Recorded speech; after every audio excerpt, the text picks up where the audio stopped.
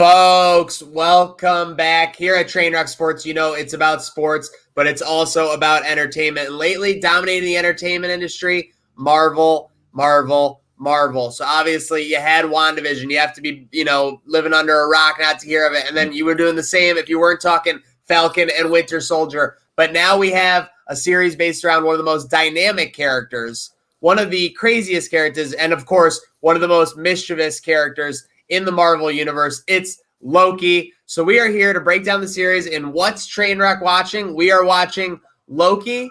And of course, I am joined by other TrainWreck writers, Jake Majka from Happy Hour Hoops and a number of other programs. And of course, Casali Files. Gents, how are we doing today? Not bad. Going well. Can't complain. Very good episode tonight. Very good start.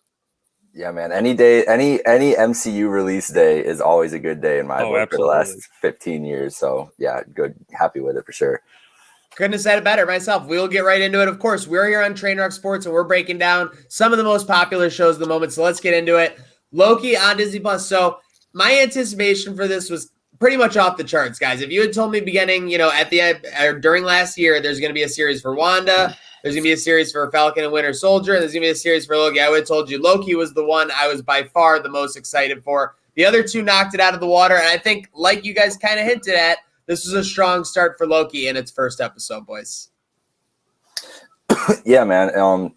It was they've really set the tone with all these first episodes too. Like really do well with setting the stage of what you're expecting to come forward. I think that WandaVision was a little bit more out there, obviously, but between Falcon and Winter Soldier and then this Loki episode, it really kind of sets the stage and gives you a lot more questions and answers going into it, but that's good.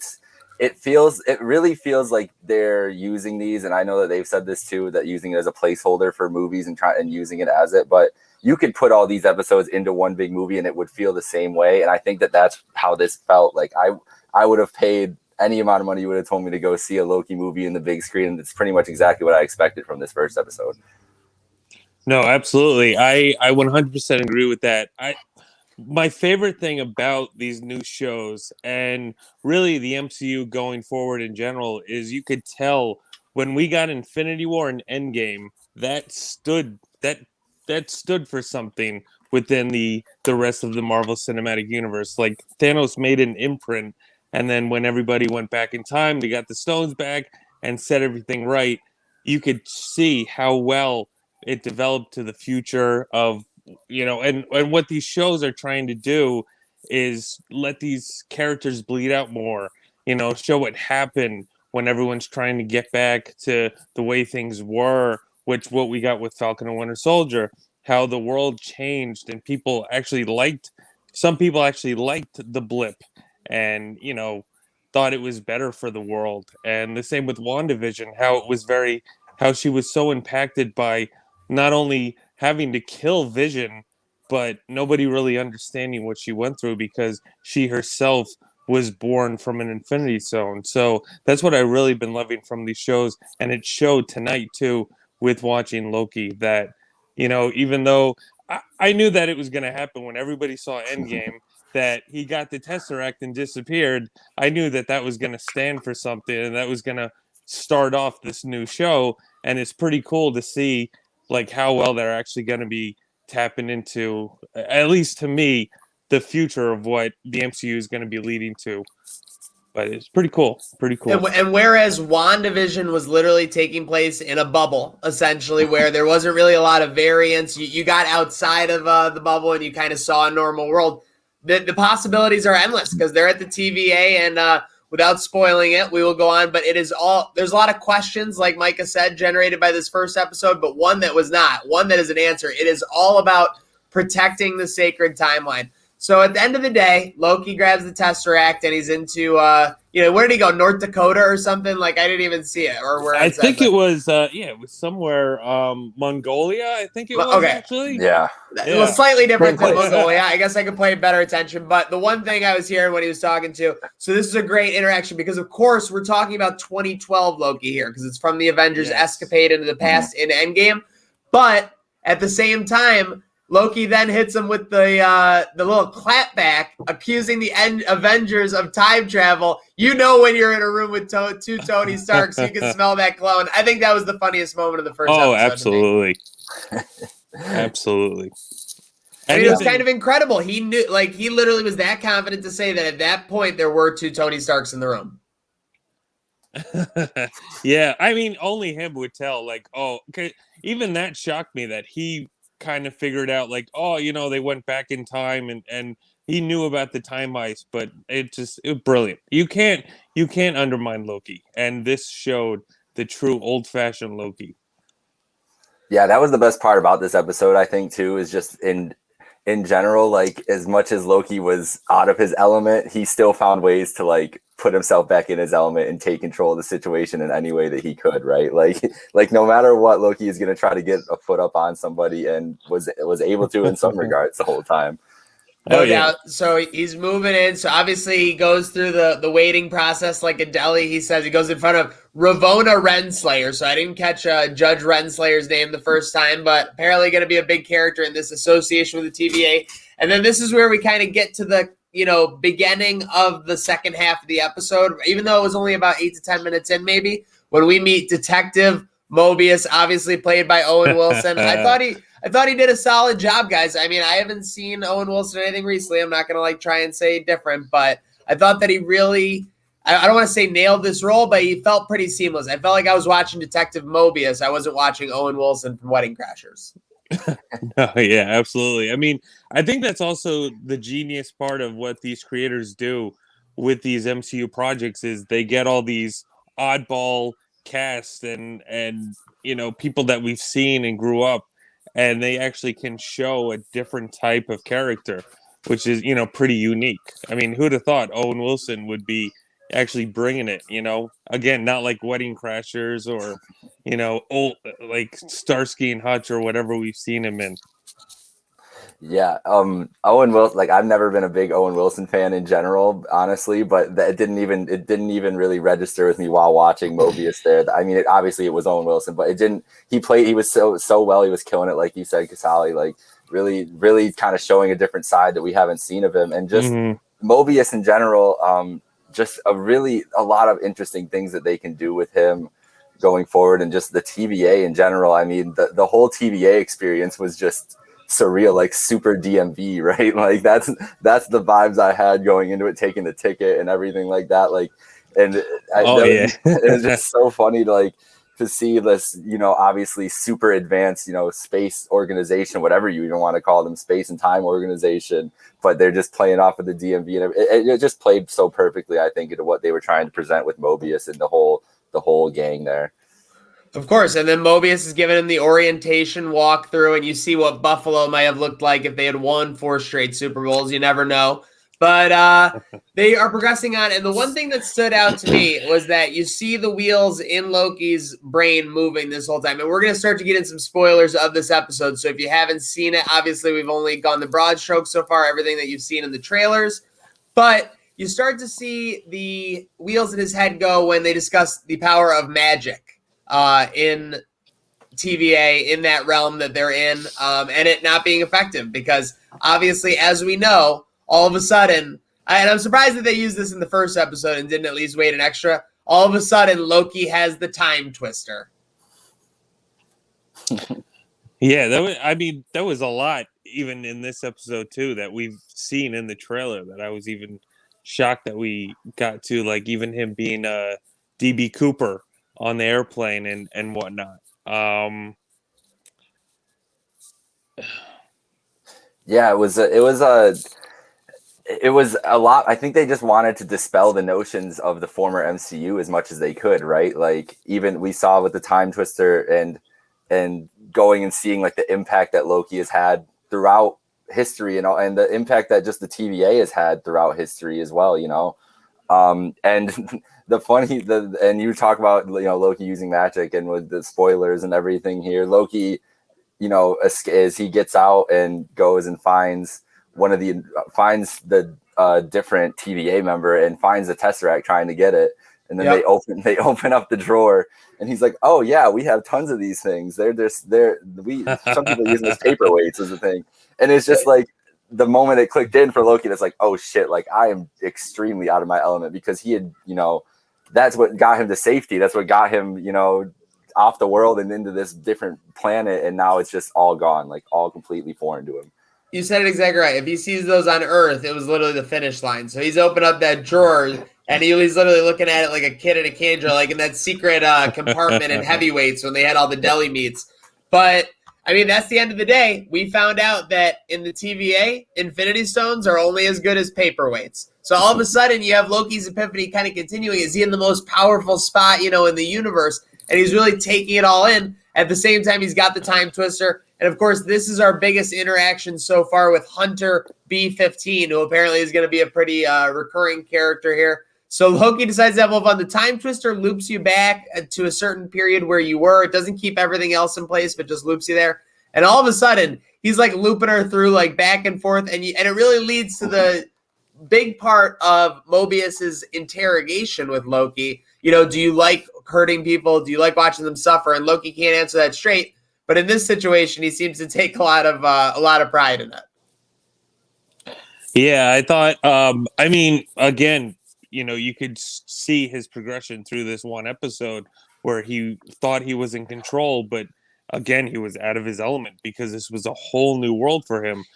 But even that standpoint, when he was seeing his life progressed after the Avengers won and what happened with him in Dark World and Ragnarok, and then his death in Infinity War, to that he would join side by side with his brother, and that actually hit his heart, and it meant something to him. So I think that was definitely a big impact to him. Of like, do you like hurting people? Like his whole way of thinking was, he was abandoned as a kid. He was taken from his race, the Frost Giants, by Odin, and he thought he was betrayed this whole time. So obviously that's why he wanted to become king. He wanted to become ruler. But I mean, the whole message was like, even what Owen Wilson, Mobius, was saying to him was like, why do you want to be ruler? Like, why do you think that is your fate? And I think that was one of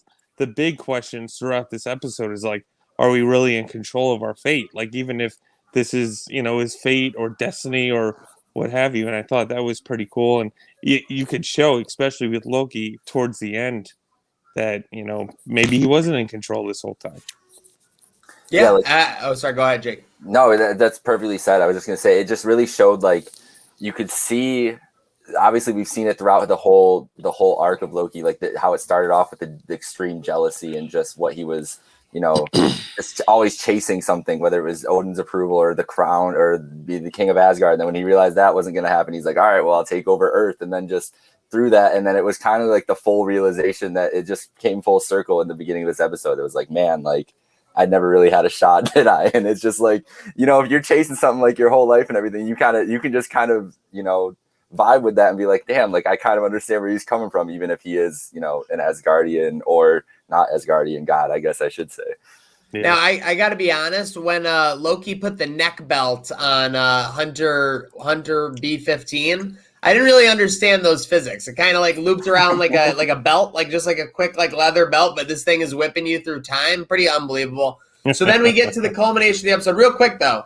Best pop culture prison you've ever seen? I mean, this place was pretty funny. It had like 1960s orientation videos. It had like deli lines, and it had, rented judges just there. But the only thing I can think is funnier to me is the face-off prison with the boots. They had the metal boots or whatever. Casali, you got any better prisons from any movies? I guess that one movie with Arnold Schwarzenegger and Sylvester Stallone doesn't count, though. Yeah, I mean, that was a Escape Plan. Yes. Yeah, I mean, I don't know, that it definitely was a cool prison. It was just a cool setting, something different. Like, again, even what you guys mentioned before, like him waiting in like the DMV line, Yes. I thought was pretty cool, and showing that little cartoon. I forgot the name. It was Minute. what was that character? Miss Minutes. Miss Minutes. She Yeah. was actually Miss Minutes? Yes. Yeah, I looked. So she was the person who voiced her was Tara Strong, who did a lot of like Nickelodeon characters that we grew up with and stuff. So I thought that was pretty cool that they include her. But I mean that whole video presentation and like the physics behind the TVA, I thought was pretty neat. I agree. So we don't even have to really discuss the end scene because it is basically the culmination of the episode. It's a big cliffhanger going into episode 2, which is a perfect segue to our final discussion here on What's Trainwreck Watching Loki Edition. Every previous series so far of these Marvels have had a cameo somewhere. You had Don Cheadle in Falcon and Winter Soldier. You had Quicksilver in WandaVision. Spoilers on those. But who are we predicting will show up in Loki? I'm trying to think. I guess my pick, Idris Elba, Heimdall, is in a situation where he can see everyone. Heimdall's gone. He kind of did the sacrifice thing. Endgame spoilers. It would be a nice scene for him to see him again. If the sun shined on them again. Yeah, no, I could see that. I mean, now it's a whole different territory since they're in a different timeline. So Heimdall would definitely be a great choice because, I mean, both of them, met their demise around the same time from Thanos in the beginning of Infinity War. I mean, I don't know. I could go old school and say it'd be cool to see Thor show up. I don't know, maybe even Jane Foster.